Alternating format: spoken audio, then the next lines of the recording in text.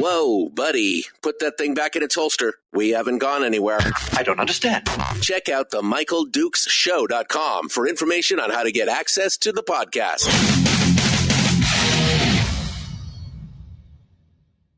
Welcome to the party, pal.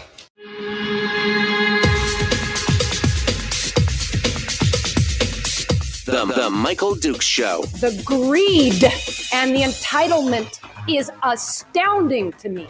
What more could you want from a low-budget radio program? This is a dumpster fire.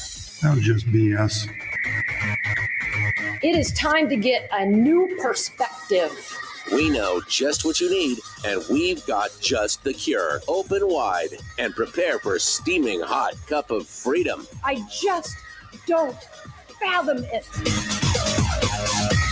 The Michael Dukes Show, streaming live across the world. Oh, baby. Yeah, live around the world on the internet at michaeldukeshow.com and across the state of Alaska on this, your favorite radio station and or FM translator. Hello. And good morning to you. Are you ready for Thursday, Friday? It's both. For me, it's both Thursday and Friday because for the housekeeping notes out there amongst you who have not been paying attention, I will be on vacation starting tomorrow through the 4th of July and returning on the 5th. Why, you may ask? Because I can. That's why. Because I can. I don't get much vacation throughout the year. Being a low-budget radio show has its advantages. One of the disadvantages is I don't have a bunch of guest hosts coming in covering for me if I want to take, like some of these other guys, you know, the big national guys, you know, they take a week off and they got some no-neck that comes in and does their show for a week or whatever. I don't have that option. So I try and make the interruptions as brief and few and as far between as I can by, well, extending it around holidays, et cetera, et cetera. So Memorial Day, Labor Day, 4th of July, those kind of things. So anyway, and I'm sure Rattles is going to call and tell me that my work ethic is totally trash because I decided to take some days off. To which I say, nanner, nanner, brr, brr.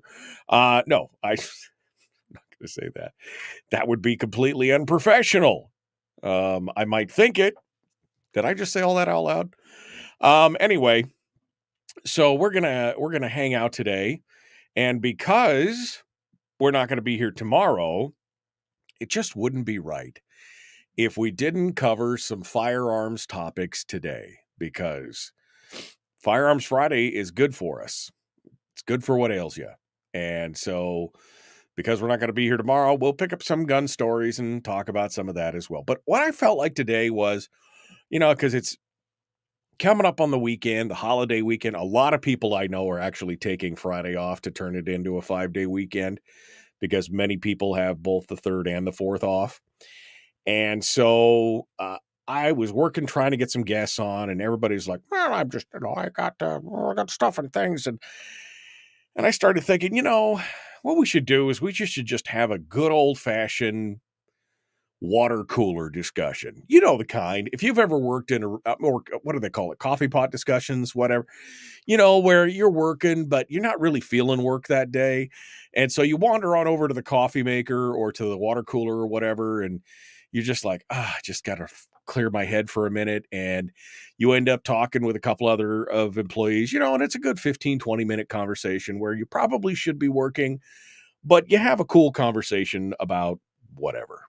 And that's kind of what I want. It's kind of water cooler discussion day, right? So it's open line, open form is what I'm saying. And any topic is whatever it is. And I'm down for music, movies, politics, guns, anything you want to talk about. I just think it's kind of cool to hang out and chat with you guys and just kind of create the biggest statewide water cooler discussion that we can. Does that make sense? I hope so. The cold medicine's still working on me. I'm feeling a lot better. Man, I've been coughing so much, though, just trying to get rid of that stuff, the expectorant. You know what I mean? That my belly is sore from coughing. That's how much coughing it's been going on. But I feel a lot better. So not that you cared, but I just thought I'd share that with you. So there you go. All right, phones. Let's oh man, I did a thing here. Let me open up the phone lines first before I say phone lines are open. I should have done this before. I was reading news stories this morning. I got fascinated in a couple different areas, so I didn't quite turn the phone lines on like I was going to. So before I get all ahead of myself here, let me throw the phone lines on so that you can actually join and talk with us about that. How about that? So we will get the phone lines up and running. And there we go. Okay. So phone lines are now open. 907-433-3150. 907-433-3150. And like I said, if you just had this burning topic that you wanted to talk, like, man, I really wish he would talk about this. Talk about it. Call me. Let's discuss it. You want to talk about, I don't know, scholastic achievement scores or who's-y what's-its or the manufacturing of widgets in Alaska. Jason, who is an avid listener from Fairbanks, man, I got to tell you, we talked, I think yesterday, is it yesterday or day before? We talked a little bit about how we could use the application of the sciences for space exploration, like modern day space exploration, how they could be used to create food manufacturing here in the Arctic climate. That the habitats that you would build on a Mars or the moon or a space station could be adapted to something that they do here in Alaska, and it could be done. Anyway, he sent me a bunch of books. I've got 6 months worth of books to read here in my spare time about some of the different ideas and theories and space exploration. It's going to be a fascinating topic. I've got the high frontier. I've got a whole bunch of stuff to go over. My daughter came from the post office yesterday, and it was like Christmas. I had so many things to go through. So now I got a stack of books on my armchair in the living room, like, yay high, that I got to go through and try and read. It's fascinating. So, but I mean, it doesn't matter what it is. Whatever it is that you want to talk about. You want to pick up what if segments. You want to do other things. I'm so easy today. I am so easy today. So, whatever you got, let's smile and dial 907-433-3150. What are the what are some of the other stories that are going on? We do have to talk about this. I don't have time to dive into it deeply, so let me give you a brief synopsis of some of the headlines that I want to talk about today. So first and foremost, we could talk about the avian flu here in Alaska and how that's apparently moving along rather rapidly. We'll talk about that. We're going to talk about the long trail. I mean, this thing is like, it's an STD. It's like the gift that just keeps on giving. It just keeps going away. You apply the cream and it still just keeps coming back. We're going to talk about that. And this news story that I saw this the other day and I was like, no, that can't. I mean, I thought it was a prank. And no, not a prank. The village of Karluk is now looking for families to live in Karluk, just absolutely rent free. Why? Well, so they can get the money for the school district. They want you to bring your kids.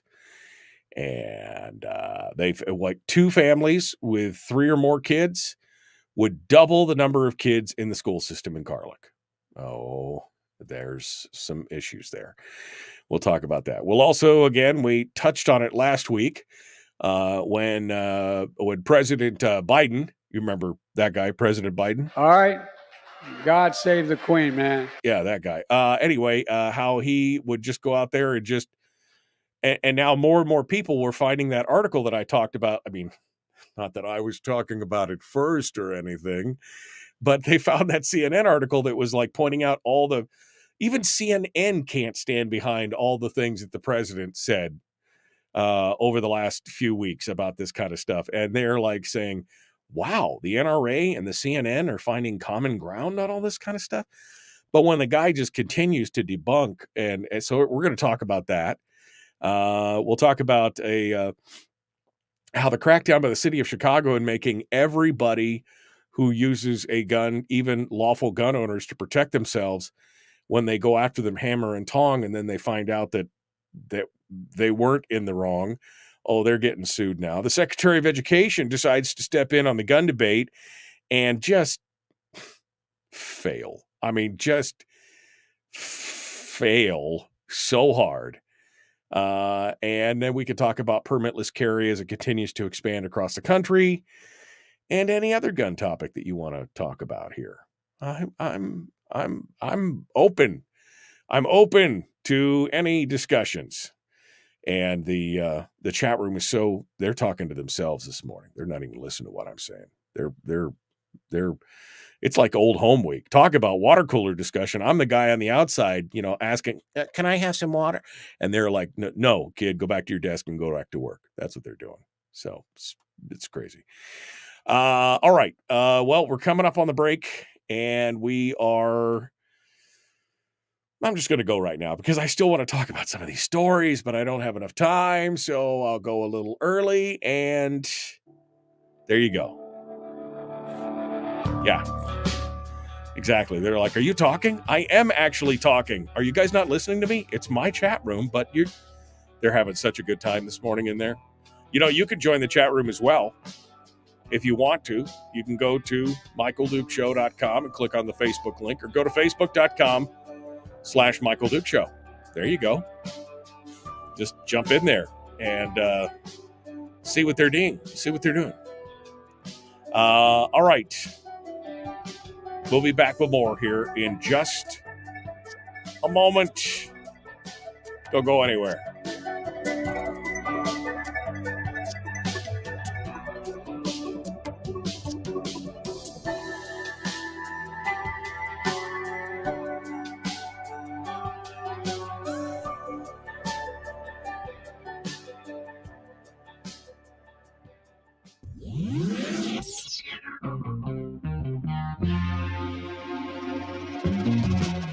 Running on 100% pure beard power. Oh, also some coffee. We dip our beard in coffee. Ha, nice beard. The Michael Duke Show.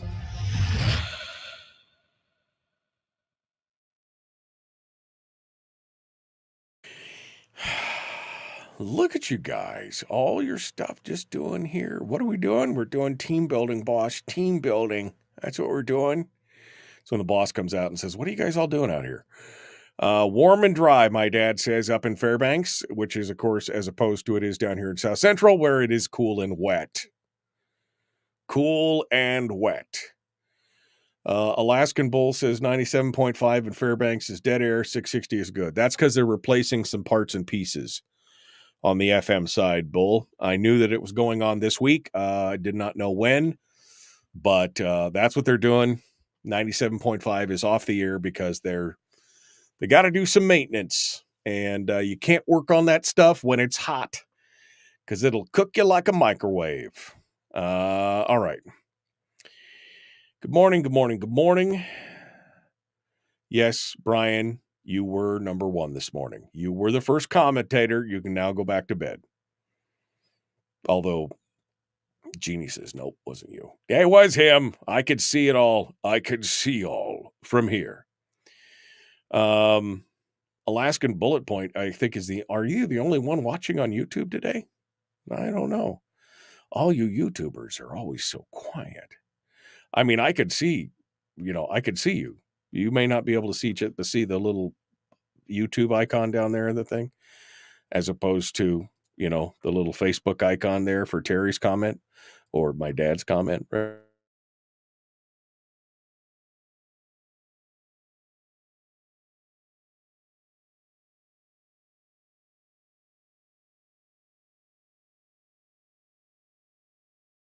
Stutter stepped. My internet just stutter stepped. Thank you, GCI. Okay.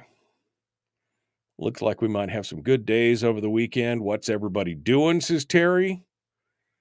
Yeah, it's supposed to warm up. It's supposed to get into the 60s. Oh, I'm so excited for the 60s. They ain't gonna pack glass jars to Mars, says Jeannie. Jeannie's going combat fishing.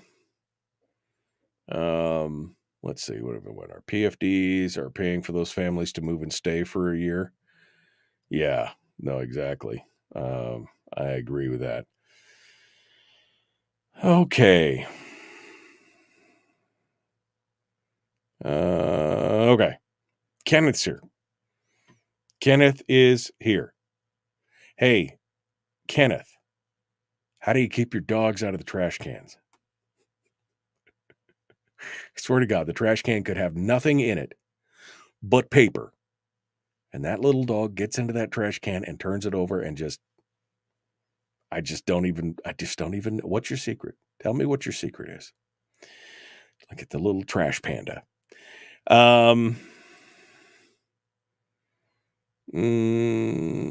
Okay. Here comes the blue screen of death. Jeremy was like, woo. Sketchy guys in the depot parking lot yesterday. Broad daylight peeking in car windows, says Denise. Yeah. Locking lid, says Ken. Yeah, I know. I did that. It's just, I do not know. And for a dog that is, Ken has the parents of the dog that I have. And it's my wife's newer dog. We've had her for, I don't know what, a year now, almost 8 months, 9 months. But for a dog that is not food motivated, she is super interested in what's in the trash. Doesn't matter what kind of trash. She is super interested in whatever's going on. Oh, man. Anyway, Okay. Sketchy guys. Denise, you're in Fairbanks, right? And I apologize if I got that wrong, but I believe you're in Fairbanks. So you're at the Home Depot parking lot yesterday, broad daylight, peeking in car windows. Did somebody report that to the Home Depot folks? Or to FPD? Or to somebody else? I'm curious. Wasilla. Sorry, Denise. Wasilla. Yeah, I'd have a discussion with him. All right, here we go. The Michael Duke Show. Common sense, liberty-based, free-thinking radio. Like it, share, like it, follow. Let's do all the stuff. Here we go.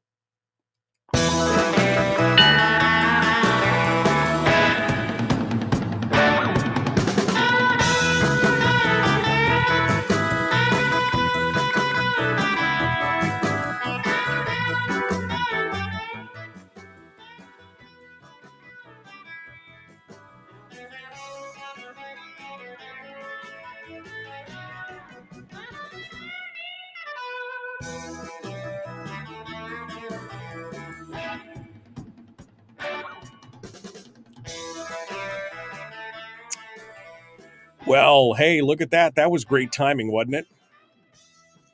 I had a little internet hiccup. And luckily, it was during the commercial break. I mean, it was all of 5 seconds or something. But, you know, GCI, they never fail to deliver, under-deliver on their you know what I mean. Luckily, we survived it. All right. Well, welcome back to the program. And thanks for coming in and joining us. It's Thursday. And if I'm seeming a little chipper, I am a little chipper. I mean, it's always good when you're on the verge of a bit of a vacay, right? And I'm feeling almost human today. So, I mean, almost. I am feeling almost human to, you know what I mean? I mean, I'm very close to feeling human right now. I am so close. I'm so close to feeling human. Anyway, so of course I'm excited and I want to hear from you. It's open line, open forum, and we'll talk about anything you want to talk about. I got some news stories here that we just touched on that we can share and talk about. Denise was just in the chat room and she was talking about, actually somebody else said something first about, sounds like there's a pervert. That's what it's actually, I wanted to make sure I was reading the right word. Up in the Big Lake area, kidnapping women. I don't know where Terry got that information, but that led to a comment from Denise, who said there's sketchy guys in the Home Depot parking lot yesterday, broad daylight, peeking in car windows. And, you know, when you see that kind of stuff, you want to see something, say something. That's when you might want to go into Home Depot and talk to the manager and say, you got some guys scoping out all the cars out in the parking lot. You may want to call, Wasilla PD or Fairbanks PD or wherever you're at PD and send them out there to scare them off. And this is why this is situational awareness 101, right? And this is why, for example, I have a power cord for my phone in my car. I don't ever let the power cord when I'm done, I don't leave it like it's hanging under to the seat or something where it looks like I might have a phone plugged in and I've thrown it under the seat. I always make sure that the cord is wrapped up so they can see nothing's plugged into it. I don't want them to break my window to look for my phone and then find out that there's no phone anyway. So just, common sense. Don't leave valuables in sight kind of thing, yeah. Anyway, that was a random thought. I'm sorry, random thought. Still the thing, Any chance you could invite Philip Izon for an update on ranked choice voting? Sure, Cindy. Send me, if you've got contact info, why don't you send it to me and I will take a look at it. We will go through that. 907-433-3150, 907-433-3150 for any topic today that you want to chat about, including firearms, guns, movies, books, TV, whatever. We're all good. Video games. I know most of you have they could not care less. But it's the little things in life for me. Well, we just got done with the COVID thing, right? And yet then we start hearing about some other stuff that's going on. And of course, the avian flu has been a big deal for a couple decades, going on around, the whole world and everything. And although it primarily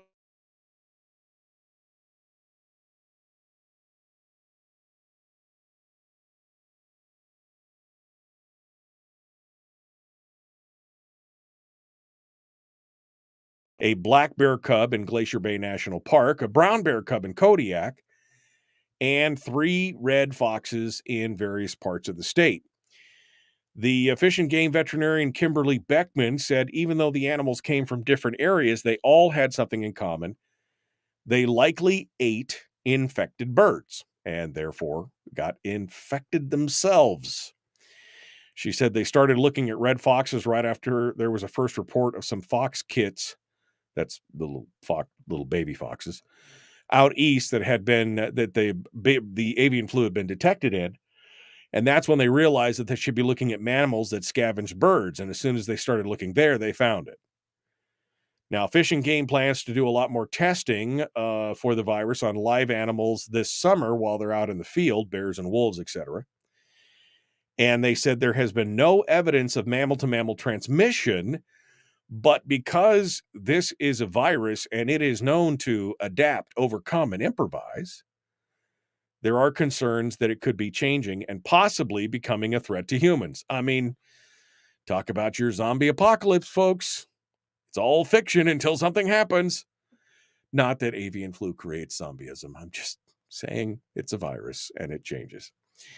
Mandy Keogh of the National of NOAA is Alaska's Marine Mammal Standing Coordinator. She said they have concern for it in marine mammals, well, in any mammal, but mostly, because they're more closely related to us. Keogh said there's been no confirmed cases of marine mammals in Alaska with avian flu, but large die-offs of sea lions in South America, as well as infected seals on the Atlantic coast, are prompting more testing here. She says it's especially important to try and conserve Alaska's marine mammal population because obviously it's an important subsistence source for communities and Native Alaskans. Also, we don't want that in this neighborhood. So they said if you see dead, stranded, or entangled marine mammals, they've got a hotline that you can Google. I'm not going to give you the number, but it's out there. And this story is over at KTUU, so you can take a look at it. But, just in case you didn't have enough to worry about, I thought I would throw the whole avian flu thing at you just because that's apparently what I have is the avian. I'm just kidding. That's what somebody said the other day. You've got a flu. I'm like, avian flu? I have, you have influenza A is what they said. I mean, this was somebody diagnosing me over the internet on my chat, in the chat room. They are not a doctor, nor do they play one on TV.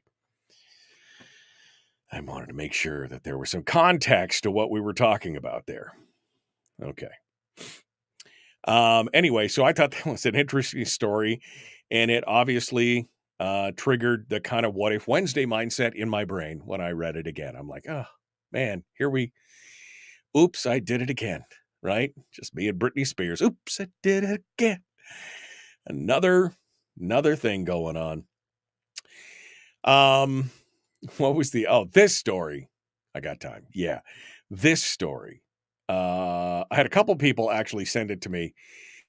And I'll be honest, at first I thought it was some kind of, not joke, maybe misunderstanding, maybe a meme that had gone wrong. Whatever. I just thought this can't possibly be what's happening. But the bottom line is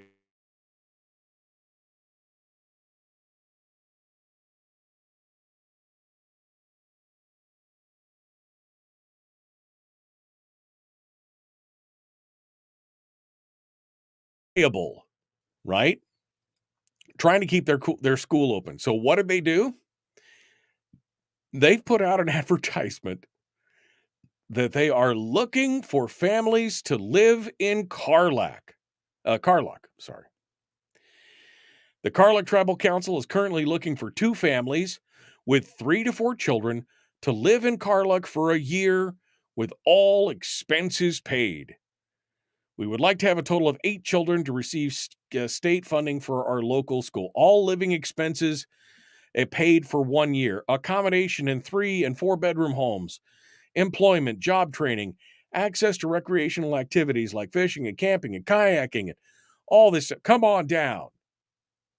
We would love for you to see, because public schools, you have to maintain an enrollment of 10 students to get state funding.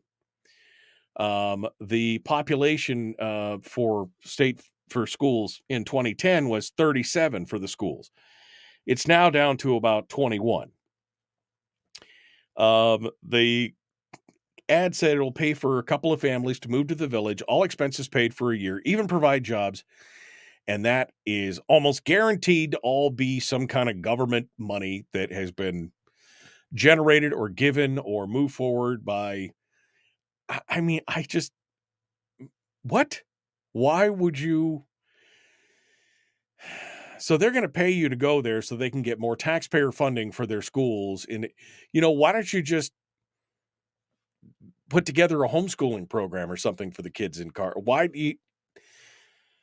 This is what's wrong with the whole, when they're using government money to try and promote and get more government money on top of everything else. This is just the height of craziness. But if you're sick and tired of living wherever you want and you'd like to go live down on the opposite side of Kodiak Island from the actual city of Kodiak, you can just go ahead and send an email to carluckiracouncil@aol.com. I mean, these people have got an AOL address, for God's sakes. Anyway, carluckiracouncil@aol.com. If you know, you know. That's what I'm saying. If you know, you know. I just couldn't believe, like I said, at first I just couldn't believe it. It's not possible that this is what's going on. And wow. I got no words. I got no words for how crazy that is. When you are using state and government funds to solicit more state and government funds, is that not the very definition of a self-licking ice cream cone? Right? I mean, does that just not make any sense whatsoever? I mean, I thought it was just me, but maybe you've got a different answer to that. All right. What was the final story for Alaska news? The Long Trail. It's like a rash. It just keeps popping back up no matter how much cream you put on it. The Long Trail. I didn't realize how long this thing had been in discussions. This was initially slapped down under the Murkowski administration back in 2006. And it just keeps coming back. It just keeps coming back. The Long Trail, for those of you who don't know what I'm talking about, has been the decades-long dream of hikers, cyclists, eco-warriors, and others. A 500-mile-long trail, multi-strand, set on trails and paths for 500 miles from Fairbanks to Seward. I mean, this is the dream. The dream. And because it's been slapped down over and over and over again, they've come up with a new technique in what are they doing? So what they're doing now is they're requesting small improvement projects along the projected path of the Long Trail. Well, if we ask for a few million here and a few million there, and the next thing you know, we're talking about real money. In fact, over the last 2 years, they got almost $6 million. The capital budget approvals for connected projects, trail improvements, $4.7 million in 2022, and $1.4 million this year. And if I remember correctly, it was upwards of wasn't it like 14 million last year is what they were initially proposing? And they've actually got organizations now that will administer these funds. I mean, they've got NGOs that are proponents of the Long Trail receiving the money to then, I mean, again, self-licking ice cream. I'm in the wrong business. I should set up some kind of consultancy or study industry business, or, we here at the Alaska Study Industry would be happy to study the study of the 3 studies that you studied before and to come up with whatever conclusion you pay us to come up with. We would be happy to do that. We here at the Alaska Study Industry would be proud to be part of that program. I'm in the wrong freaking business, man. Anyway, this the main crux of this whole problem, and Alex Gimmark writes over at Must Read about this, is that the problem with the Long Trail is also one of the things that they tout the most with it. The problem is that it's easy to do, or the claim is that it's easy to do because it lies entirely on public lands. But when you actually look at it, the public lands between Fairbanks and Seward, there are really only 2 chunks of public lands that run all the way from Fairbanks to Seward. One of them is, kind of on the Seward Highway, and the other one is the Alaska Railroad. So you're talking about using the easements of these roadways and transportation corridors for the railroad. An easement does not imply ownership or guarantee ownership or the ability to build a trail on it. And in fact, easements to widen the area in certain places would either have to be purchased or, you guessed it, stolen by eminent domain from property owners. On top of that, the Alaska Railroad, which has been not always been the best neighbor amongst, for folks who live up and down the road. We highlighted this for several years in Fairbanks. They've also been very quiet about this, partially, I think, because, as Alec points out here, there's a Ninth Circuit Court of Opinion that talks about the scope of railroad easements that goes all the way back to 2004, that says that railroad easements do not encompass the use of the easements as recreational trails, that you can't just say, I've got a railroad easement, let's put a trail in. Nope. The Ninth Circuit appeal has never been appealed nor reversed, and it is still the law of the land. In fact, that's how Murkowski smacked down the whole thing back in 2006, that administration, when they wanted to extend the Tony Knowles Trail. So, but just look at this nickel and dime. You know what I need? I guess I'll have to reach out to one of my legislators to have them do the work on this, because I certainly don't have time to do it. But I would be interested to go back, since it was smacked down by the Murkowski administration in 2006. I would like to see how many capital projects, how many capital dollars have been expended in the last 18 years on segments of the Long Trail in an attempt to get the Long Trail to fruition. How much? I mean, like I said, from last year and this year, it's been almost $6 million.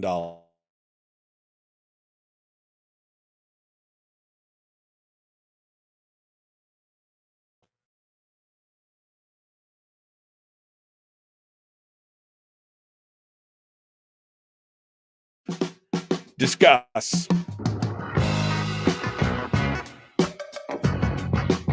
Okay. We're going to continue. Phone lines are open today. I'm going to talk guns because that's up next. We'll have some discussion on that. The Michael Dukes Show. Common sense, liberty-based, free thinking radio. All right. God save the Queen, man.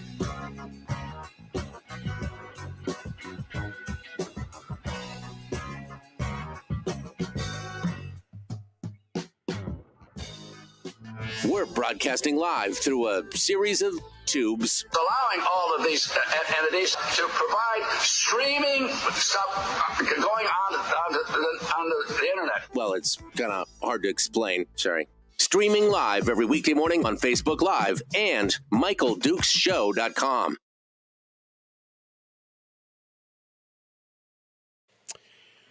Okay.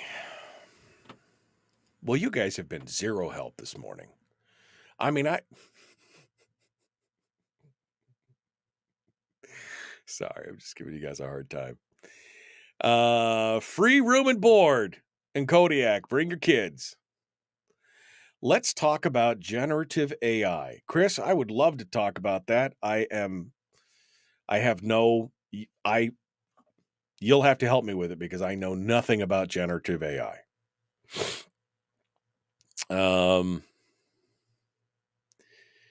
Denise said, I didn't need to do anything when I was talking about the Home Depot thing. And by the way, Janice, I hope you weren't thinking that I was criticizing. I was just curious if you had reached out to anybody. She said there were some big boys watching them already. Go ahead. Can I help you, buddy? Can I help you, buddy? It's the Go Hono Biden Safaria. What? It's the new disease. This is Bill's new disease. Go Hono Biden Safaria. Okay.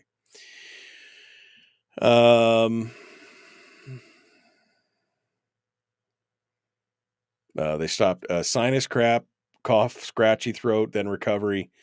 Influenza A has been floating around the peninsula for a couple of months, diagnosed by the doctors. They're stopped testing people for it because everybody's getting it.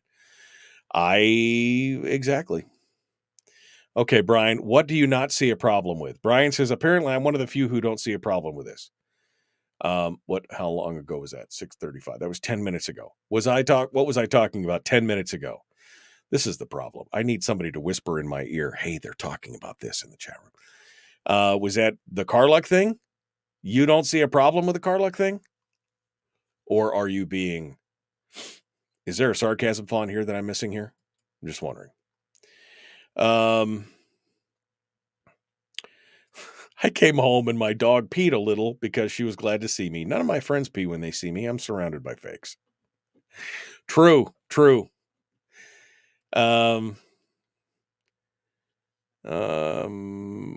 If you have kids to move to Carluck for the money, isn't that a familyist? We absolutely do not need it, the long trail. We need to fix our road infrastructure before we go down this rabbit hole. As a recovery consultant, I saw some great studies. Great studies on what specifically? I don't know. We're piecemealing the hell out of this conversation because I'm like 8 minutes behind on the conversation here. Okay. Metnovirus going around, congestion snot, the newest virus. There's not enough trails in the state. It's insanity. You would need more Alaska alleged dollars, and borough budgets are caught in it too. Frozen buffering. Good Carluck morning. Senator Kawasaki isn't happy when I post on his page. Let the communities pay for it.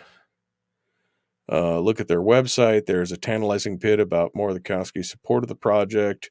The long trail is what you're talking about. Being in the Transportation Advisory Committee. Okay. The Village Tribe is funding the Carluck. It's only Thursday.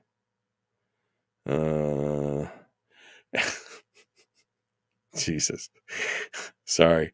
And then Harold enters the room like Kramer on Seinfeld. Just, what did I miss?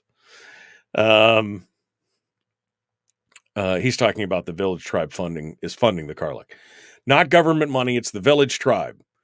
Where did they get the money? I'm just curious. Just curious. Okay. The second bad thing with the long trail is that it's also the Greenies' effort to ban motorized access to the backcountry. Yeah, buddy. That's what they want. They want to green it all up so you can only go in on foot. No four-wheelers, no ATVs, no Argos, no snow machines. I never understood the whole thing on snow machines because it's like the least damaging thing. Aside from a hovercraft, that's the least damaging thing. This is. Anyway, the idea that somehow by spending government money to bring people in to elicit more government money is a good thing seems a little redundantly redundant and just wrong. Again, self-leaking ice cream cone.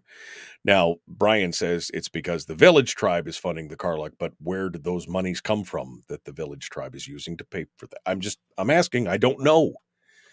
But if it is more government funding or lucre asking to then generate more government funding and lucre, that seems like diminishing returns. Let's put it that way. Diminishing returns. But hey, what do I know? Just a radio show host who's apparently nobody cares about this morning. Where are my phone calls? What are you guys talking about? I'm just going to start talking about guns because it's Friday, baby. I mean, it's only Thursday, but for me, it's Friday. Let's do it. The Michael Dukes Show.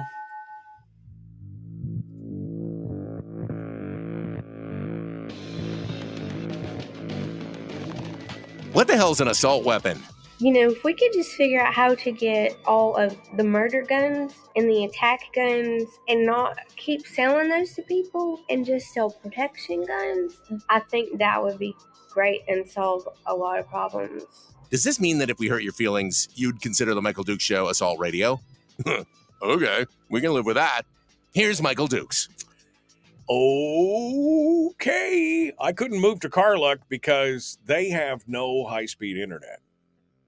That's a bummer. Of course, if you bring Starlink with you, it's a problem solved. You've got a 1-year vacation, baby. You need to take a sabbatical, just bring your kids or steal somebody else's kids or hire some kids. I don't know. Don't steal other people's kids. It was a joke. My God, Facebook is going to ban me for that for sure. I mean, whatever it was, there you go. 1-year vacation. Head to Carluck, all expenses paid.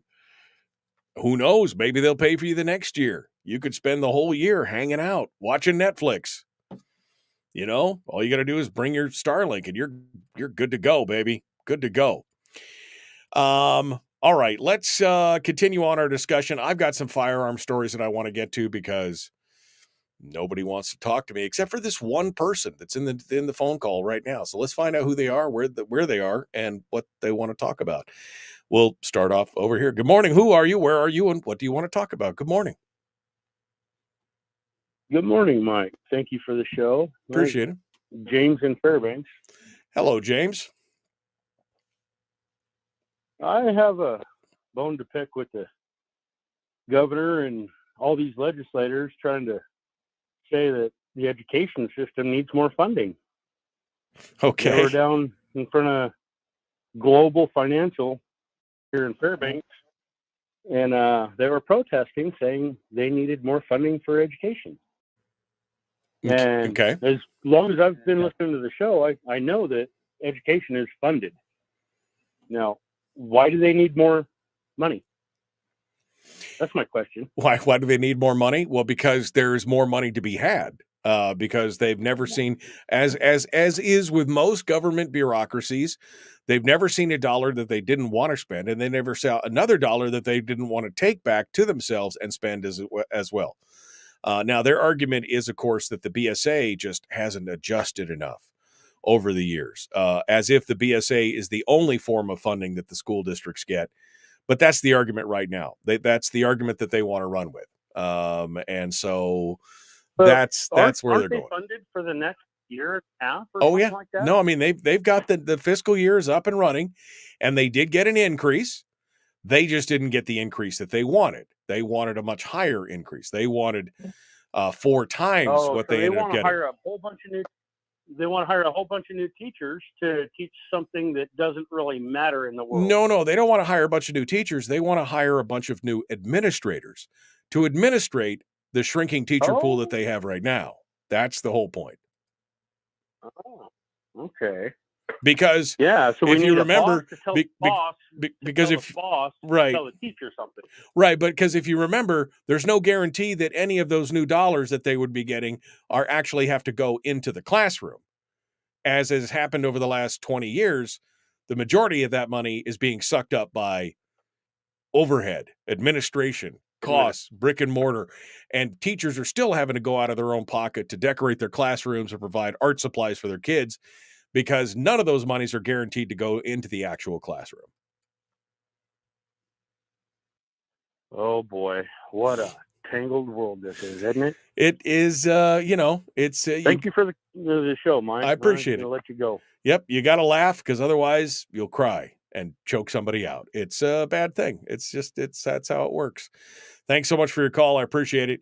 907-433-3150. Again, a little bit of open line, open forum, water cooler discussion today. Any topic is fair game. We broke the levee out and got the floodwaters going. Good morning. Good morning. Who's this? Where are you calling from?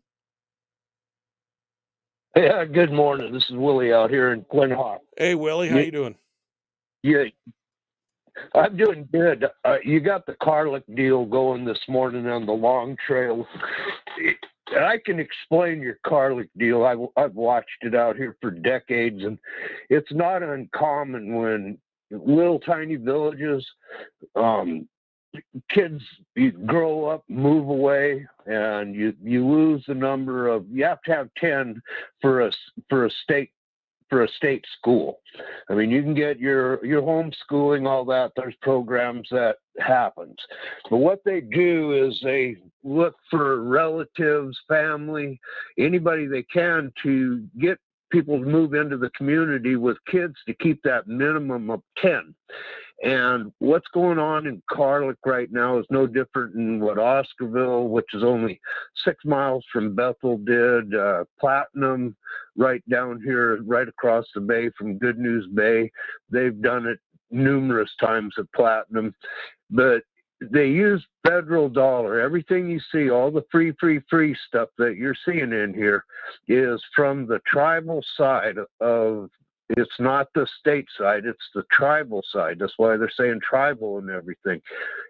And they get all these federal funds for all kinds of jobs. I mean, every village has 2 councils. You have a city council because they're second class, so that they can be like any other city in the state and receive state help and funding naturally. And then they have your tribal. And the tribal side is your federal side, and that's the real money that comes into the village is the federal side. So the Carlick deal, the state won't be paying for any of the move. They won't be paying for the jobs that are there, other than if they have an opening for a cook or something in the school. And when they send someone down there to get this school up and going, it'll be very minimal people in the place running it. It'll be like one teacher teaching multiple grades. Right. Well, so here's my point, though, Willie. It's still government money chasing government money. Now, whether it's federal government money or state government money, we're expending federal money to then chase state money. It just seems self-defeating and non-sustainable. That's just what it seems like to me. But again, your mileage may vary. Well, you're exactly right. It is. I can't argue with any of that. I'm just explaining the process here. And what the reason that they're so desperate, villages get desperate to be able to at least keep the school in there, is because, number one, the school normally is one of the biggest purchasers of electricity. And right. It takes a lot of kilowatt hours to pay for the generator that has to run for everybody to have electricity down there. And that's where the state money becomes so valuable to them. It's about having, instead of having to run independent generators for a household, it's this. But you could take a look at the scam games. If you really want a scam game that's going on out here, you go to a place called Napaimute. And it's right above Antioch. You go Antioch, Chillisbluck, and then Napaimute, which was an old fish camp, and it was owned. It's 160 acres times 3-4 that were all relatives of Senator Lyman Hoffman. All right, hold the line, Willie. Yeah, That's a whole other story, and I'm coming up on the break. We'll hold you on into the break here. You and I will talk during the break. We'll be back. Hour 2 is dead ahead. The Michael Duke Show continues. Common sense, liberty-based, free thinking radio. Back with more right after this.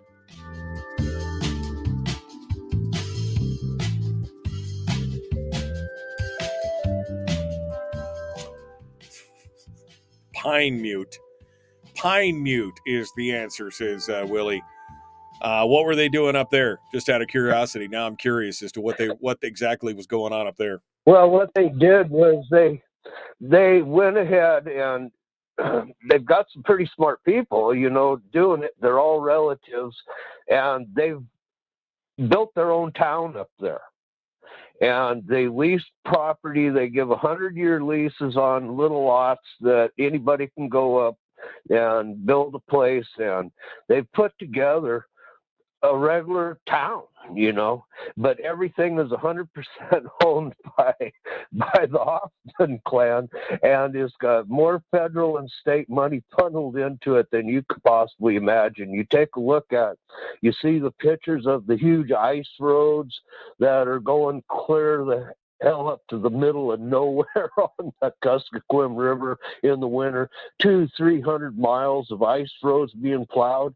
Well, that's all state and federal money being kicked over to the Hoffman clan.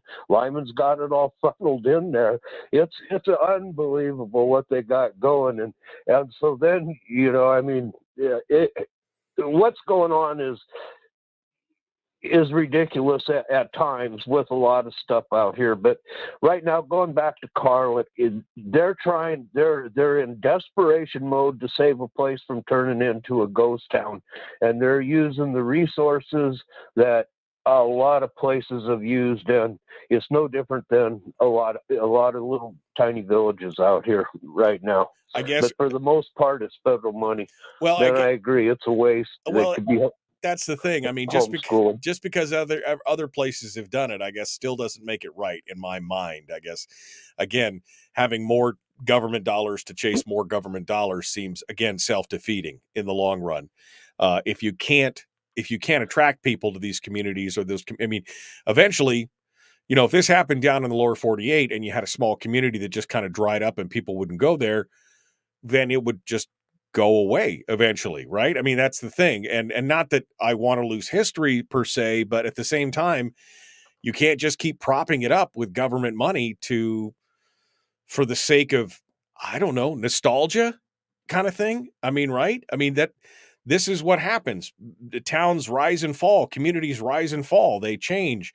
Technology changes them. It either adapts and they overcome and they come back, or I just, I don't understand, for the sake of nostalgia, just to hold someplace open, or because you lived here and you've always lived here, if it's no longer tenable and no longer feasible, then, and you have no other way to draw people to you, then what's the answer should not be take government money to then attract more government money to make it feasible to live there, kind of thing. Well, I wholeheartedly agree with you. It's just how it works out here. If you really want to take a look at dive down a rabbit hole, you need to look at the relocation of Newtok. They've been at this program out here for 20 friggin' years. And I sat down and ran the paperwork on it. By the time they build their 20 houses and move the village across the river up onto high ground where they should have built in the first place, but the state wouldn't give them the money to build a road to get to high ground. They says, no, we'll only build it down here because we have to build a school. And this is like 40 some years ago. We'll just build it down here. It'll last just fine down here. Knowing that the flood's going to get it eventually, they build it low. And so now you have half the village living on one side of the river with basically intermittent power, houses falling down, washing into the river, and they're moving everything across. Well, their estimate is to run around, they're pretty loose on the numbers, between $100 and $150 million to relocate the village of Newtok. for 20 houses. Do the math. That's $5 million a house by the time you build a school, time you build a $20 million runway. I mean, Right. But this is exactly what you're talking about. This is a dive down a rabbit hole when you can look back east to cities that used to have whole industries built around smelt and iron that just collapsed, or maybe, Yeah, no, it's pretty ridiculous. Yeah, it is crazy. I agree. All right, well, thank you, Willie. I appreciate you sounding off this morning. Thanks for calling in and joining us today. I appreciate it. Thank you for coming in and being a part of it. All right. 907-433-3150, 907-433-3150. If you would like to sound off, we'd love to hear what you have to say.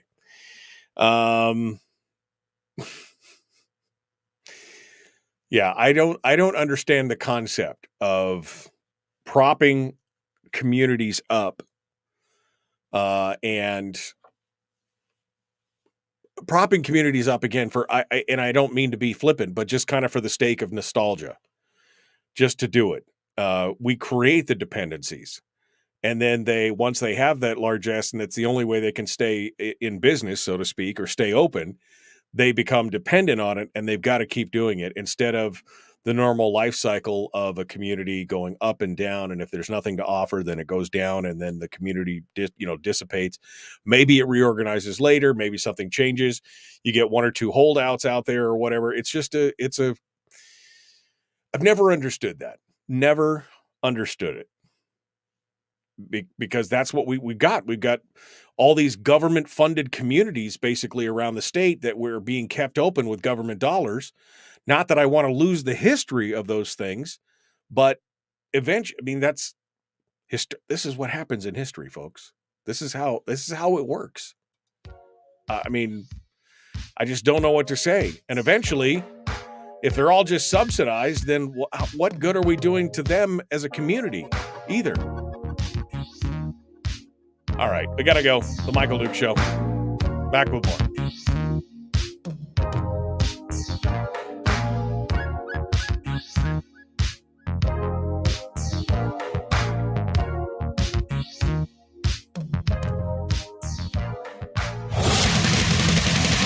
Whoa, buddy. Put that thing back in its holster. We haven't gone anywhere.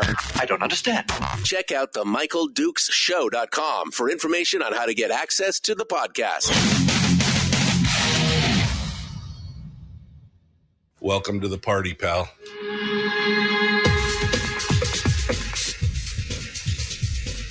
The Michael Duke Show. The greed and the entitlement is astounding to me. What more could you want from a low-budget radio program? This is a dumpster fire. That was just BS. It is time to get a new perspective. We know just what you need, and we've got just the cure. Open wide and prepare for a steaming hot cup of freedom. I just don't fathom it. The Michael Dukes Show, streaming live across the world. Live around the world on the interwebs at michaeldukeshow.com and across the state of Alaska on this, your favorite radio station and or FM translator. Good morning. Good morning to you, my friends. How are you doing? It's Thursday, Friday. It's my Friday. It's your Thursday because I'm not going to be here tomorrow. So if you're just joining us, good morning. Welcome to the program. You could have been a member of the 6 o'clock club if you joined us 7 minutes and 45 seconds ago. You could have been, but I know it's hard. Mornings are hard. But, I mean, it's just bragging rights. You don't get anything. You could get a T-shirt that says 6 o'clock club. I do have some of those T-shirts, but it's okay. But if you're just joining us, just a reminder that I will be off tomorrow through the 4th because Monday and Tuesday, most people are taking holidays Monday or Tuesday for the 4th of July since it's on a Tuesday. I decided to make it that much better by taking an extra day off. and giving myself a 5-day weekend. I've got a bunch of honeydew stuff that I got to do around. I've been putting it off, waiting for a nice day, waiting for the sunshine. And then, of course, it was sunny last weekend, and then I got sick as a dog, so I couldn't do anything anyway. So this weekend, 5 days, I should be, it's probably only a day's worth of work, but I could stretch it out over 5 days, right? So I got a bunch of stuff to do this weekend. Hopefully it's, fingers crossed, it's nice enough to get it done. Meanwhile, I will be off starting tomorrow I'll be returning to the air next Wednesday. So it's going to be good. So that means Thursday today, and I just decided we just throw it at the wind. Let's just open the phone lines. Let's talk about things. We are going to talk about some gun stuff because, hey, no Firearms Friday. Might as well talk about some gun stuff. So I got some stories here that I want to chit-chat about, but I'm kind of interested to see what you guys want to talk about as well. So we'll do that. Phone lines are open right now, 907-433-3150, 907-433-3150. Special thanks to Satellite West for coming on out here from Platinum. I didn't realize there was actually a village called Platinum till Willie just told me in the thing. From Platinum to the Peninsula, from Tin City to Tatlanika, from Tanana to Tetlin, wherever you are in the state of Alaska, Satellite West has got you covered in a variety of, so many different options to be able to stay connected. Text messages, phone calls, emails, surfing the internet. They've got the tools, the talent, and the technology to get it done. Satellite West, proud sponsors of the program. Tell them thank you. Go to satellitewest.com. All right. So we're going to keep the phone lines open. We're going to keep going right now. I got one line on hold, in fact. Let's go over there and get started with this hour before I jump into some firearms news and see what you guys have to say. Good morning. Who's this? Where are you calling from? Yeah, buenos dias, Michael. Brady from Las Vegas. Hello, Brady. What's on your mind? Hey, just giving you a little update. I kind of wanted your opinion on what's happening over in Russia, the Wagner Group. Are you fond of what's happening in Russia, because Russia is annihilating the Ukrainians right now, and I know you're a fan of the Ukrainians.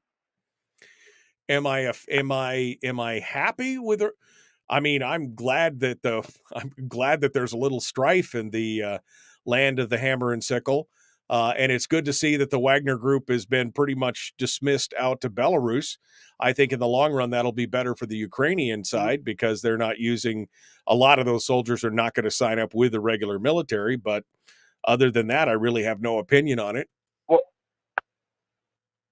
Well, can I give you some insight on what the real reason why there was the Wagner Group insurrection against Vlad? The real reason is why Prigozhin went and uprooted his troops and said, let's go after Vlad, is because Vlad wasn't giving him a paycheck anymore.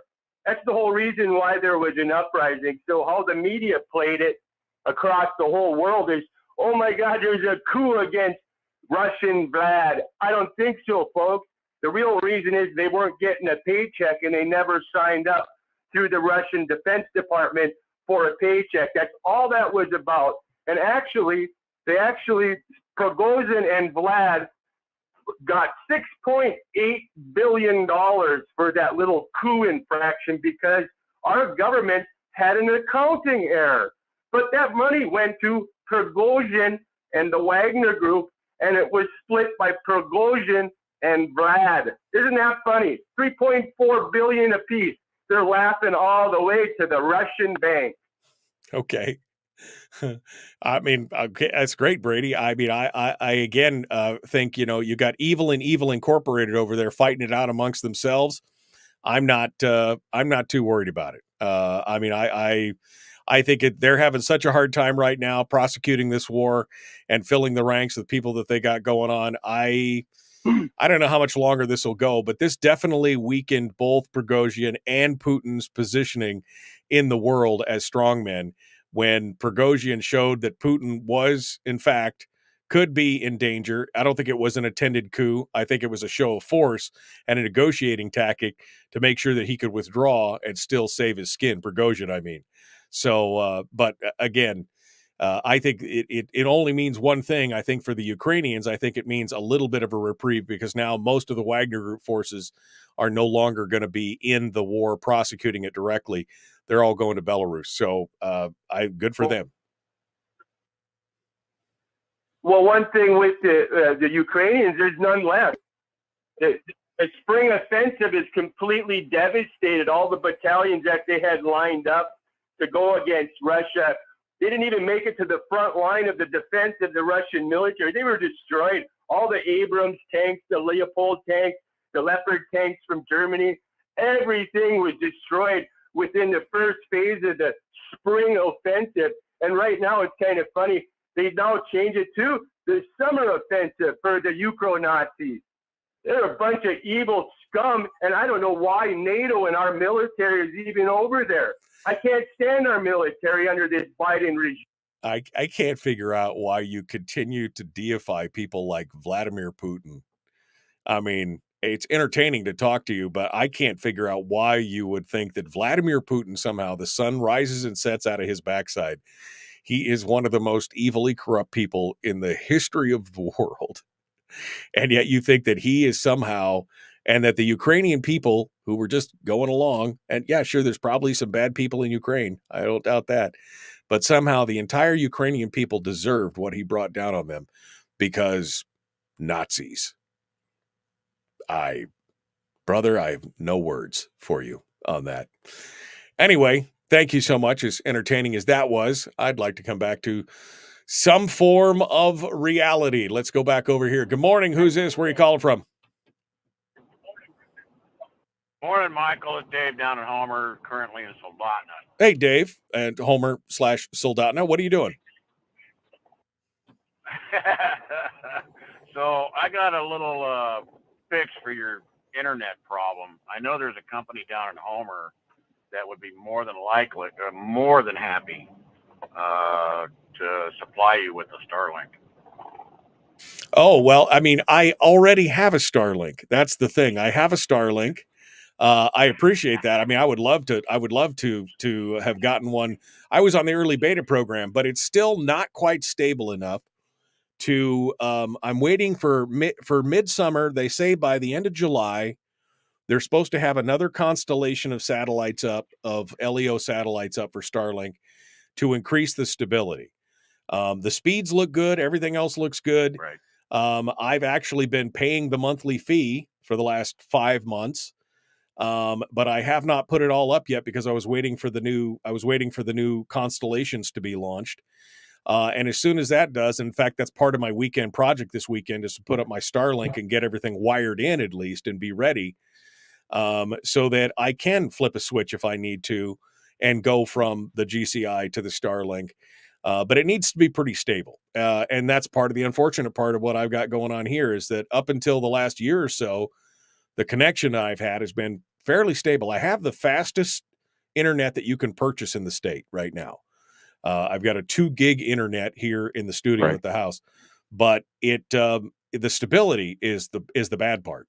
And so I don't want to trade one problem for another and put a Starlink in and then find out that I've got 30 seconds of downtime every hour or two, and have that happen in the middle of a radio show. You know, I don't need that right now, but I appreciate that. I would love to, if I had known that in the past, I would love to do it. But I think Starlink is the way to go. And what I really like is that I'm hoping is that if I go on the road here in the future, I might buy one of those portable Starlinks and just keep rolling with it. And I can go do the show out on the road easier than I do right now. So. Well, when you're ready, just let them know. All right. Well, Dave, I mean, who am I letting know? I just want to know. Who am I letting know? You tell me. You guide me. Who am I supposed to talk to in Homer? AC/DC Electrical. AC/DC. All right. Thank you, David. I appreciate that. Thank you, my friend. Appreciate you calling in and being a part of it today. Okay. All right. 907-433-3150. I think Dave was one of the guys. I was at the gas station in Homer, and he's like, "Hey, are you Mike? Are you?" Yes, I am. I don't know. Anyway, it's fun. All right. I got stories. I got news stories. I got the gun. Let me shut all these other stories out because who cares about any of this other stuff right now? Let's talk about firearms. Let's talk about, except for we're 80 seconds out here, 90 seconds from the commercial break. So what am I going to talk about here? We're going to talk about debunking the claims that permitless carry is dangerous. We're going to talk about the Secretary of Education who stepped into the gun debate and just dropped the ball completely. And the fact, which we covered last week, by the way, that CNN and the NRA are finding common ground on some stuff. And we'll take some phone calls because we're, I got one phone call right now. I'll take this call real quick before we go to break. I don't want to get too far deep into the weeds, but let's go take a phone call before we go to break. Good morning. Who's this? Where are you calling from?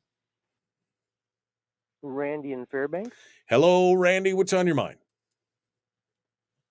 Well, just slight little change from firearm issues, but just going back to the Alaska state budget, I've said in the past that we have a balanced budget, and I just thought, since some of the chat room people have disagreed with that, that I would show the way to find the official numbers, and it's pretty simple. I found this out by going to asking the LIO how to get to this, and they said, here's what it is. Just go to the alaska.gov. That's the first step. That gets you to the Alaska State website. And then up in the upper right, there's a search box. And then in that search box, type fiscal year 2024, June 19, 2023. And enter that. And then as soon as you do, a list will appear. And click on the top entry. And then you'll get a nice spreadsheet. And it'll show side-by-side comparison of fiscal year 2023, which has had a deficit, and that's in red, so you can just see it right easily at the bottom. And that was $211 million deficit for fiscal year 2023. And fiscal year 2024 has a projected surplus of $297 million. And I guess just a little bit ago, before the vetoes, the surplus was estimated more like about 80 million, but because of the vetoes, it's higher now. So if anyone doubts that we have now that's contingent that the price of oil being like $73, barrel on the average. So if that changes, Right. we have a massive drop in oil prices, it's going to change. We might run into a deficit, but we have a $297 million buffer. Yeah, you think until, Anyway, of course. you think we have a $297 million buffer until the supplemental budget comes in, Randy. That's the thing you keep forgetting about when you keep talking about balanced budget is the supplemental budget, which will come in next year and will almost guaranteed be more than the $297 million buffer. So as much as you tout the whole balanced budget thing, it's not. And only now have they found Jesus in the terms of creating a balanced budget. For a dozen years, they were more than happy to spend billions of dollars from our savings account to balance their projects, even though we didn't have a balanced budget. So, there you go. I know I wanted to get back into reality, and we ended up with Brady, and then Randy, and then... Man, you're harshing my Friday buzz, man. All right, we got more coming up. Got more phone calls, 907-433-3150. And some firearm stories for Firearms Thursday. Friday. We'll also, if you want to talk about whatever you want to talk about, what if? Harold wants to talk about biscuit recipes. I will tell you about a recipe my wife just made. It was super good. All right, we'll be back. Don't go anywhere. The Michael Duke Show.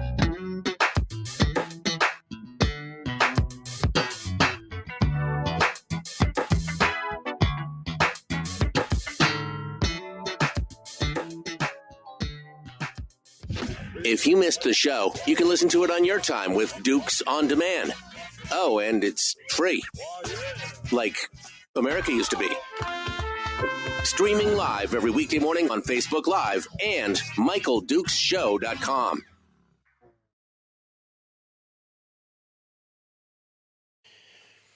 I somehow have to wonder sometimes when people just refuse to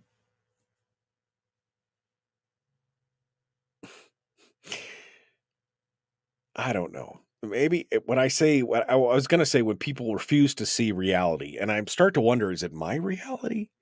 Or is it, I mean, because I think that the facts back me up, but is it my reality, or is it just, I guess it starts to make you question sometimes your own, like, what am I thinking? I mean, where, and I think Donna said something like she'd be really curious to see, what'd she say? What his news source is? Is that where I'm looking for Donna's comment? I'm almost curious as to Brady's go-to news source. Yeah, me too. Like, where are you getting this news? Where is this coming from? I think that's a valid question. Where is this coming from?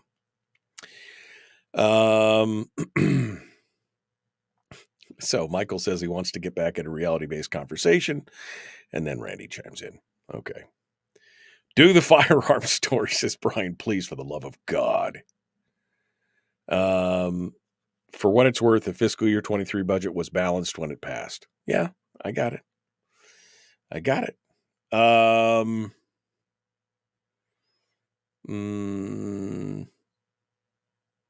right. Everyone's blood pressure is going up, Randy, like the budget. Ooh, man. Uh-oh. What was that? SCOTUS shoots down affirmative action, says Gary. Drudge. What's Drudge say? Oh, my God. You are 100% right. Supreme rules against affirmative action. Race cannot be a factor for colleges. Woo! Oh, man. That's a big deal. How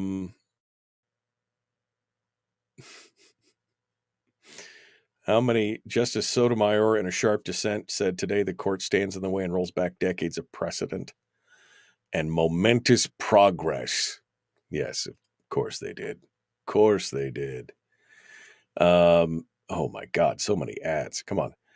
The majority of opinion, which all 5 of his fellow conservatives join in on, Chief Justice Roberts, said that both Harvard's and UNC's affirmative action programs unavoidably employ race in a negative manner involving racial stereotyping and lack meaningful endpoints. The majority said the university's policies violated the Equal Protection Clause of the 14th Amendment. Yeehaw! All right, well, that'll be interesting to see what the ramifications of that are. Oof, baby. Oof. Okay, well, thank you for the heads up on that, Gary. That was, it's interesting. What was that? Wait a second. I just saw something caught it in the corner of my eye. Virginia Galactic Space Flight, 5 first customers step foot in a key step for space tourism. Okay. I'm interested in space tourism. I think that is cool. All right.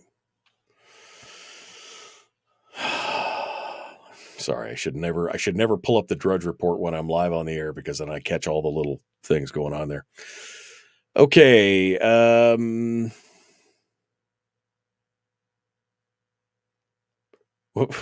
Wow, had this show on arena mode on the headset. What a difference. It's like it matters now.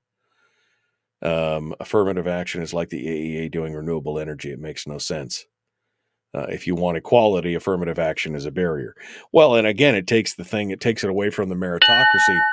Takes it away from the meritocracy standpoint, where people are rewarded on merit and based on what they do, and instead it based it on the color of their skin, which I thought is the very definition of. I thought that was the very definition of racism, quite honestly, where you judge people by the color of their skin instead of the content of their character and the work that they did. I thought that was the whole thing, right? Anyway, there's a whole nother deal in there. Let's continue on, my friends. Here we go. The Michael Duke Show. Common Sense Radio. I'm reusing it.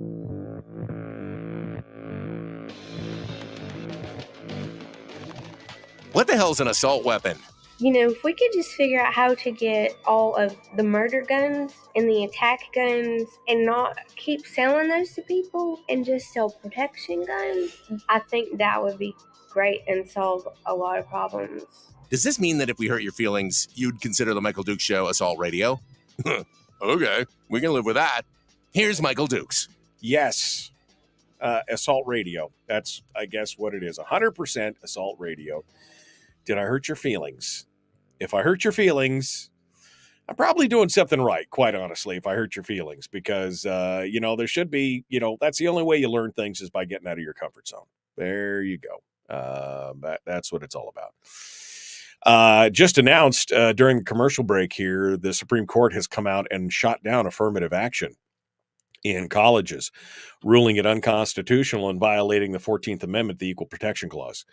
There's going to be some safe spaces that are full of stuff tonight. I guarantee it. It's going to be interesting to watch. Not that it affects us directly right here, but it definitely is interesting to see some of these things come down. Anyway, Denise, it's sarcasm. It's parody. It's satire. That's what I was looking for. Satire. She just said that recording cannot be real. If you've never heard this full you know what? Why not? I want to play it again. If you've never heard this full thing, this is a gal, Molly Ann, I think is her name. She has a YouTube channel and she does all kinds of funny things, but this was her most viral video that she ever did. She plays this kind of dumb blonde. She does a video about Dramamine, and it's about stopping the drama because Dramamine is drama. It's the pill she takes to stop the drama. She does some funny stuff. But this is the most hysterical thing she's ever done. And it was a whole thing about her going into the gun store. I mean, she had a whole thing about going into the gun store and it is just absolute gold. As a single woman, you feel a little unsafe. And so I'm exhausted because I've been gun shopping. And I went into the store and the guy was like, "Yes, ma'am, can we help you?" And I said, "Well, yeah, I came to the gun store for a gun, but I would like to buy a protection gun." And he's like, "Okay," and he was kind of laughing at me. And I said, "I don't want a murder gun. I want to buy a protection gun." And he looked at me like I've been hit with the stupid stick one too many times. And he said, "Ma'am," which really made me feel old. But he was like, "Ma'am, all guns are the same." And I was like, "No, they're not." And he was like, "Yeah, they are." And I was like, "No, they're not. I watch the news and I know that there are guns that attack people and there are guns that protect people. And I would like the protection kind of gun." And he was not real helpful. And so I bought a pink one because pink's like feminine. And I thought, well, that's probably the safer one bet because there's more crazy men than crazy women in the world. And actually, I'm not sure that is true. I'm not sure that's true. We can take that one back until I can be sure. But if we could just figure out how to get all of the murder guns and the attack guns and not keep selling those to people and just sell protection guns, then I think that would be great and solve a lot of problems. But someone's going to have to educate the people selling them because he didn't know. He didn't know what he was talking about. But I bought a pink one because it's feminine. And that means because there's more crazy men than crazy women. Oh, wait, I may need to take that back and confirm that. Oh, man. That never... That whole thing just never ceases to not get a smile out of me every time I hear that thing.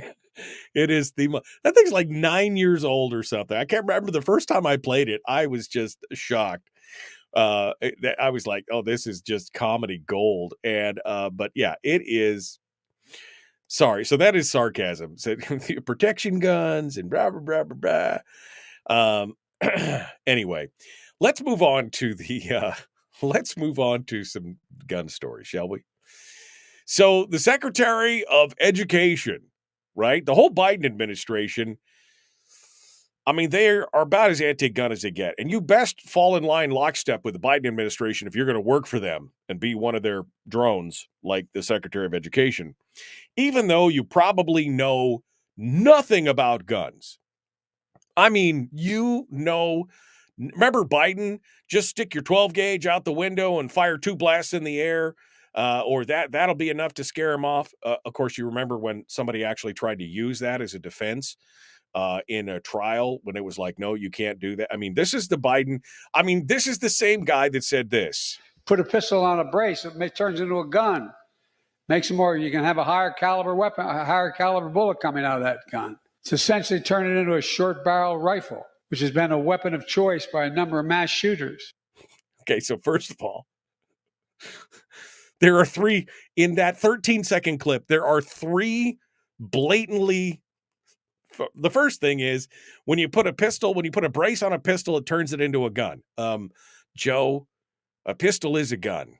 Okay. I mean, that's just the second thing where when he says, well, it's a short barrel rifle, it becomes a short barrel rifle, which is the weapon of choice for criminals. No. A pistol is the weapon of choice. Most crimes and violent crimes are committed with pistols, not with rifles, not with short-barreled rifles, nothing else, just a pistol, which is what you started out with to begin with. But my favorite part is where he says, by putting this on, you allow the gun to fire a larger caliber bullet, which, man, the physics of that, I'm still trying to figure out. I mean, that's like he just tried to divide by 0, right? I mean, it's like Joe Biden trying to describe 0-point energy. It's just... it's just insane. Anyway, so anybody that works for the Biden administration is guaranteed to pretty much know nothing about guns. So the debate, of course, of the Second Amendment continues to rage on, and the Biden administration is trying to push their assault weapons ban wherever they can find it, right? Wherever they can. So apparently the Secretary of Education got the memo from the president and you got to join in this discussion. And so Secretary Miguel Cardona drops a tweet on Tuesday that says this. Let me be clear. A lock on a school door is no match for an AR-15. We must ban assault weapons. So, what? The lock on a door is no match for an AR-15. We must ban that's it? That's your shot across the bow? Okay, so I think we should break this down, first of all. Now, I know in every TV show and every movie you've ever seen, the guy just steps up, places his gun against the lock and pulls the trigger, and the door just miraculously opens. Now, first and foremost, if you've ever seen this in real life, you know that is probably one of the most dangerous things you can do when you have a firearm.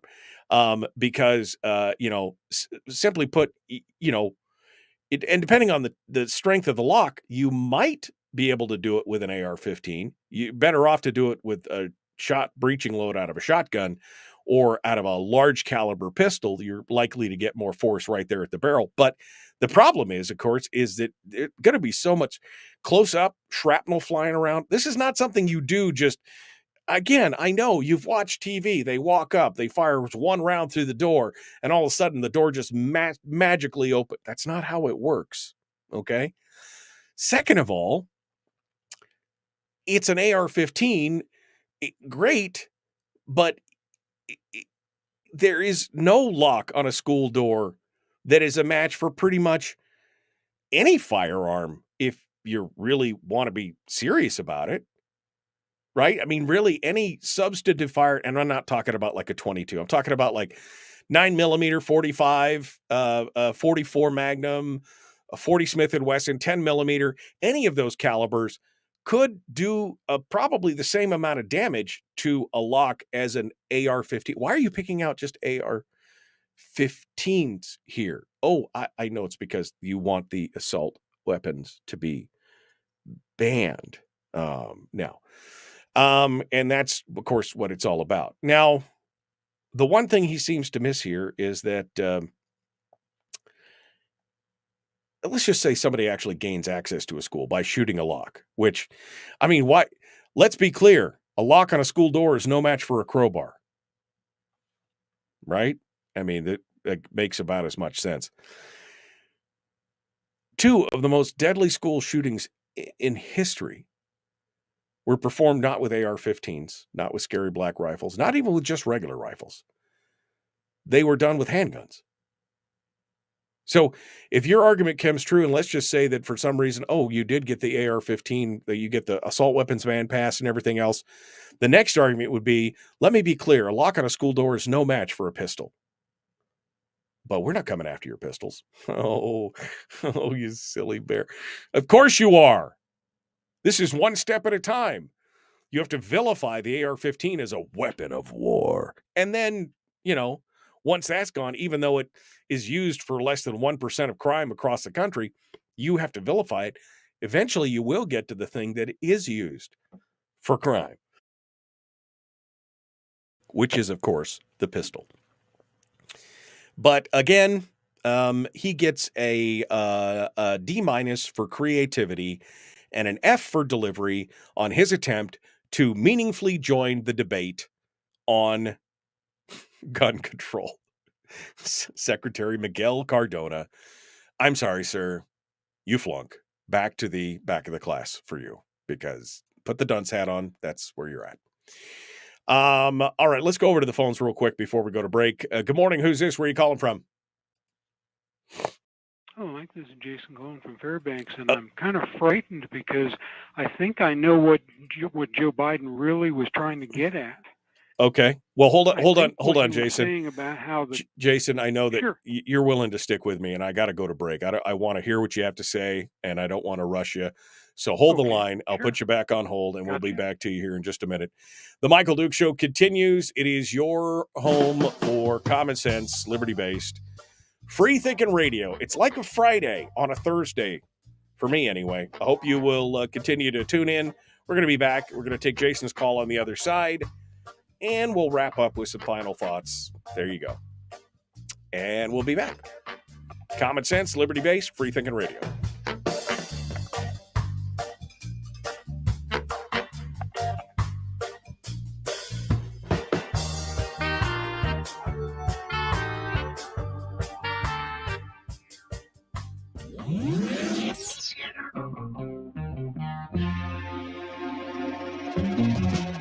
Running on 100% pure beard power. Oh, also some coffee. We dip our beard in coffee. Ha, nice beard. The Michael Dukes Show.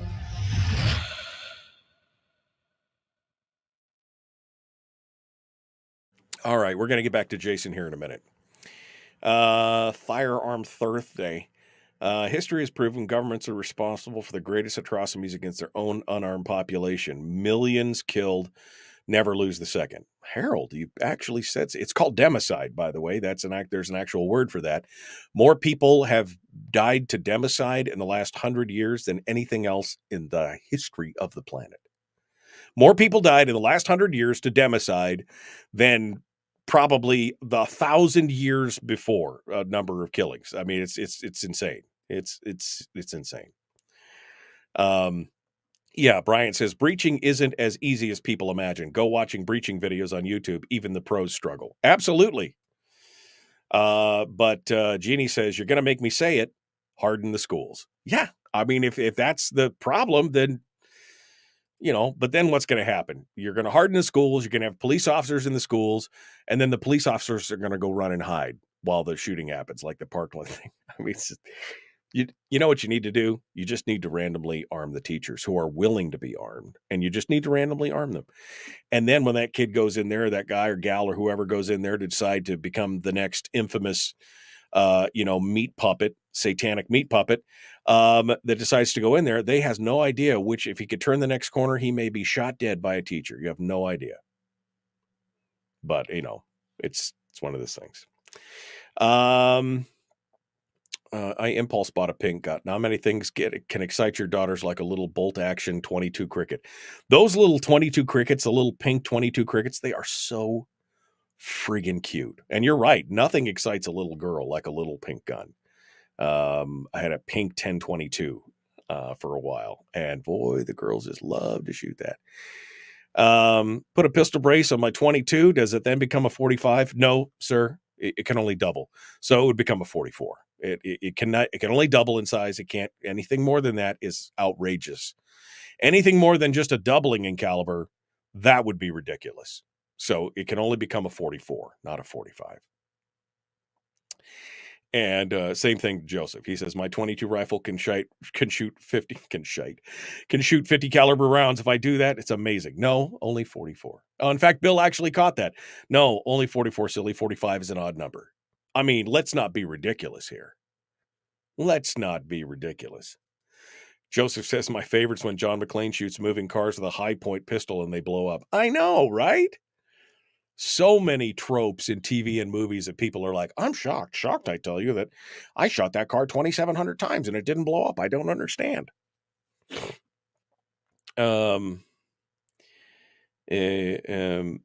Breaching in an LEO circle is taught with a shotgun and double-aught buck.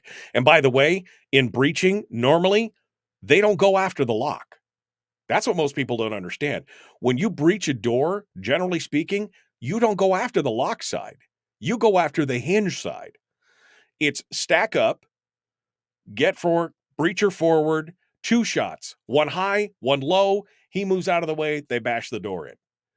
Because the hinges are the weak part of the, anyway, it's a whole thing. My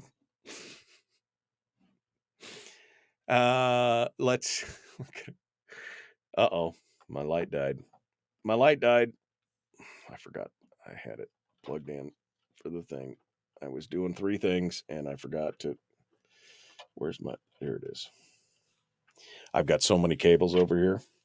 I got to work on my cable management, man. That's not a position for the cable company. Cable management is a real thing here. Oh, look at that.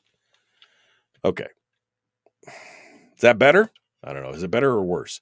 Lighting this mess, I don't know if it's better or worse. I could use the same bread recipe on cinnamon rolls, such fluffy rolls. My wife makes a cinnamon roll. She makes me monkey bread now. It is delicious. She uses Pillsbury cinnamon rolls. And then she chops it up into chunks, and then she doctors it up with some secret recipe of brown sugar and cinnamon. And I'm sure it's probably just brown sugar and cinnamon and butter, but whatever it is, it's delicious. I like me some monkey bread. Absolutely good stuff.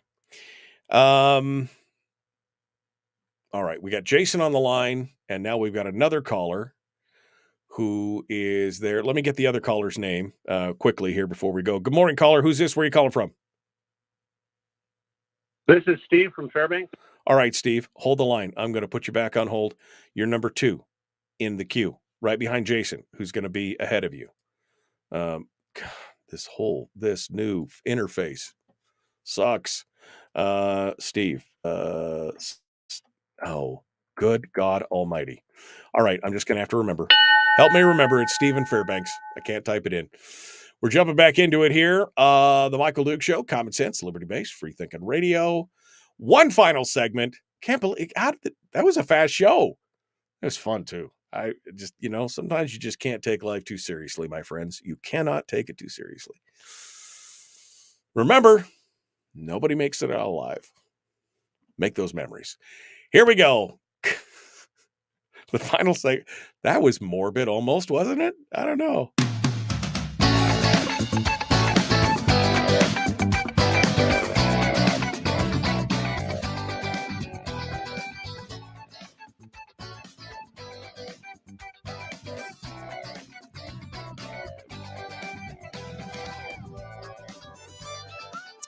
Okay, we still got some firearm stories. If we want to get to them, I feel a little bit better because I really wanted to lambaste the education secretary on his attempt at joining the gun control debate.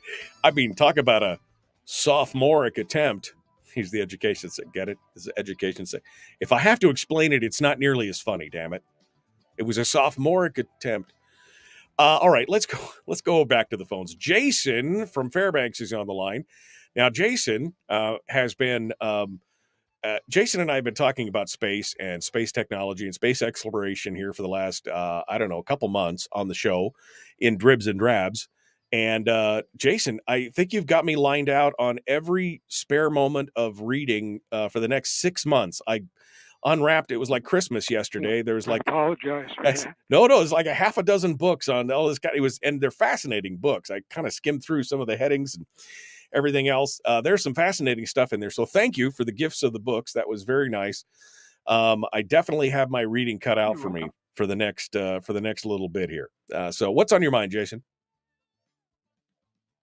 Well, some funny and serious, some both at the same time, firearms related stories. But first, I just wanted to mention, if you want to laugh so hard that you're in danger of moistening your pants, look up Donna the Deer Lady on YouTube. Okay. She's the lady who called a radio station in North Dakota saying, could we move the deer crossing signs so they won't get run over? And they were trying not to bust a gut, but they finally said, well, ma'am, deer don't read. They just put the signs where the deer do, in fact, cross. But she didn't get it. Until a couple months later, after getting a bunch of inflatable deer left on her lawn and things like that. She reminds me of that woman who was talking about the murder guns and things like that. Yeah, there are some people who are actually that Biden stupid. goes, Yeah, exactly. I think I know what Biden was trying to get at, which kind of scares me because Okay. it means my mind, I hope, is not becoming like his. I think what he was thinking was about the recoil or the kickback, meaning that if you used a more sturdy brace, you could, in theory at least, fire a more powerful weapon, and without it doing injury to your shoulder or other parts of your body like that. That's what I think he was trying to say, but as usual, didn't express very well. Well, but I mean, even that's not necessarily true. I mean, first of all, we're talking about pistols. Putting a brace on a pistol makes it more controllable, but it doesn't automatically turn it into and I don't know, who knows what he's thinking. The guy's, I mean, his brain's like Swiss cheese. If you've ever watched him actually have a free form conversation, the guy it's spooky. I mean, I don't think, quite honestly, and again, I'm not a pro-Trump, anti-Biden kind of, I mean, I think but look at this guy. He's not mentally well. I mean, I don't think he's all there. He's whatever he is, 82 years old or whatever. I think he's, on the bridge of senility and everything else. You just watch him. I mean, his whole God Save the Queen comment and everything else. I just don't think that he is running on all cylinders, I guess is what I'm saying. No. And what scares me is the thought of them waking him up in the middle of the night and saying, Mr. President, several thousand ICBMs are on their way to the United States. What do we do? And him just crumbling right there and saying, I don't know what to do. Because I think that's how he might react, just being unable to cope with it at all. God forbid that ever happens. But yeah, he scares me because that, and also even in things like trade deals, he misses so many things that he could let us get really messed up economically and not even know it. Yeah. Even if he didn't want us to. Well, and that's the thing. He could accidentally, like you said, it could be an accident. I mean, he's got to have some kind of keeper somewhere like, no, Joe, don't turn to the left. No, Joe, don't say anything about that. I just literally, I am kind of fearful when you got somebody like that is in charge and can't string together a complete sentence without making some kind of faux pas. So, I mean, you may be giving him more credit than what he was doing on that. When you're talking about locks, about opening. Oh, go ahead. I'm sorry. No, I was just going to say, I mean, I think you're giving him more credit than he really deserves on the whole larger caliber thing. But go ahead. You were saying locks? Oh, okay. About the locks, about shooting them, like he was saying. I remember, and you may have seen this too during the second Gulf War, there was either a soldier or a Marine. They were trying to get into a bank to get Iraqi cash so that they could get it back into the economy. And what they did was, it was early in the morning over there, and this soldier, he fired a 40 millimeter grenade launcher at the bank door at point blank range and threw shrapnel all over the place. Luckily, it didn't hurt anybody, but it spattered all over everyone. And I think he was a corporal, and his sergeant just glared at him with this look like, it was like every curse word you can think of was expressed in that glare. Like, how could you think to do something that's stupid? You know, he could have killed several people, including himself. And that just amazed me that even with their, with all their training, he did something like that. Yeah. And there was another case. This is a law. I forget which state it was, but where a woman legislature, she voted for a law to get rid of magazines of a certain size. I think it was for some of these larger capacity weapons, not the AR-15, but another so-called assault weapon. And when she was asked about it by a reporter, why did you do this? She actually said with a straight face, well, I figured if I voted for this, since you can only use these magazines once, that if you can't buy them, then you couldn't use them anymore, right? And the reporter, who wasn't an expert either, but he knew enough to know that you can indeed reuse a magazine many times, and he just looked at there with his look like, yeah, and you're representing the people of your state? Yeah, no, Oh, exactly. my God. I mean, that's the whole Carolyn McCarthy thing all over. It's the shoulder thing that goes up, right? I mean, that's a barrel shroud. That's the shoulder thing that goes up. People, they're making laws on things they don't know and that they don't understand, and they don't bother to educate themselves on it. They just move forward with it. It's insane. Hey, Jason, thank you so much for waiting through the break and coming in and talking with us this morning. And again, thank you for the books. I appreciate it. We got to go over here. I got one more call. Steve in Fairbanks. See, I remembered. Mind like a steel trap. Steve in Fairbanks calling in this morning. Steve, what's on your mind? Good morning, Michael. I'm enjoying your show and also enjoying the Firearms Friday on a Thursday. I think that's a great plan. We should do that. We should do that every week from now on. I want to talk just a little bit about this Glock demo day that's going to be on July 28th. That's a Friday from 5 to 7 p.m. Glock is sending 2 reps up, and they're bringing a bunch of Glocks. That's not original, but they are. And there'll be opportunity to see them and so forth. APOA, Alaska Peace Officer Association, we're sponsoring this. And you have to register for it. There's a cost of $10. If you just go to apoaonline.org, look at training events or APOA, if you Google APOA FNC for Fairbanks, for Farthest North chapter. And then otherwise, on August 19th, there is a memorial shoot, first responder memorial shoot with check-in starting around 8 a.m. And the shooting match itself starts about 10 a.m. That's on a Saturday. And again, there's pre-registration required. And again, you search online for the same thing. Okay. So there'll be 6 stages. And each stage is being designed by a law enforcement instructor in this area.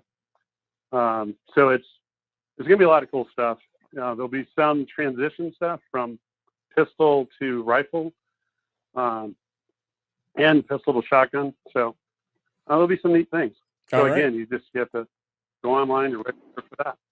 So it's apoaonline.org, right? That's where you go for the registration, go to events? Yeah, exactly. You look at training/events, or you can go to apoaonline.org and look at chapters, and you'd be looking for the Farthest North chapter and click on that. And again, you'll find the link, and there's to register for each event. Okay, so July 28th and August 19th. That's correct. Yes, sir. All right. Okay, Steve. Well, thanks for the reminder. We appreciate it. You're welcome to remind us again here in the future. Appreciate you coming on board and joining us today. Thank you for listening. Again, you can go to apoaonline.org to get the information on those events. Hey, look, it's done. The show's over. It is the fastest 2 hours in radio, even if we're just jaw-jacking and doing a little water cooler talk. So awesome. So awesome. All right, my friends, I will see you. I'm gone for the weekend. We will be back next Wednesday. Be kind. Love one another. Live well. I hope you have a great 4th of July weekend. Enjoy yourselves. We'll see you on the flip side.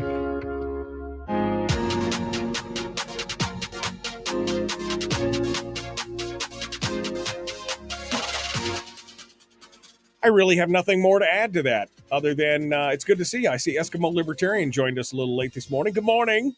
Hello. Thanks for coming on board. As always, so good to see you guys. You're always a great way to start off my day, to kick off my day. I appreciate that. I love you. I love y'all. Even Harold. Ah, God, I hate to say that. Makes me feel a little dirty, but it is what it is. And yes, monkey bread with Pillsbury cinnamon roll, Daryl Harold. Get it done. Get it done. All right, my friends, we will see you on Wednesday.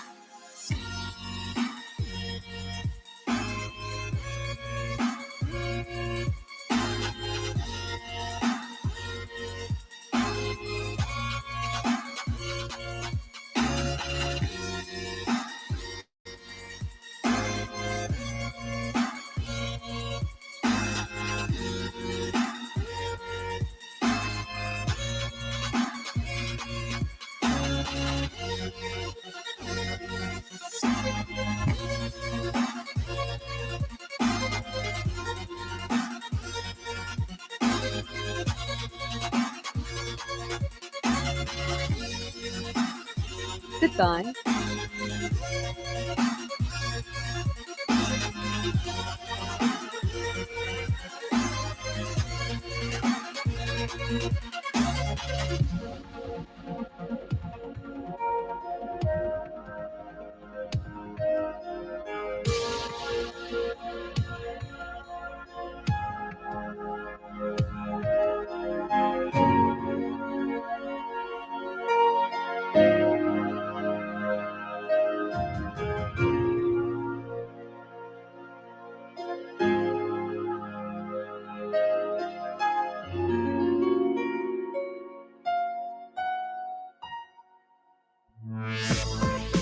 We've shed our terrestrial radio skin, and now we are slimy lizard internet people. It's the Michael Dukes Show.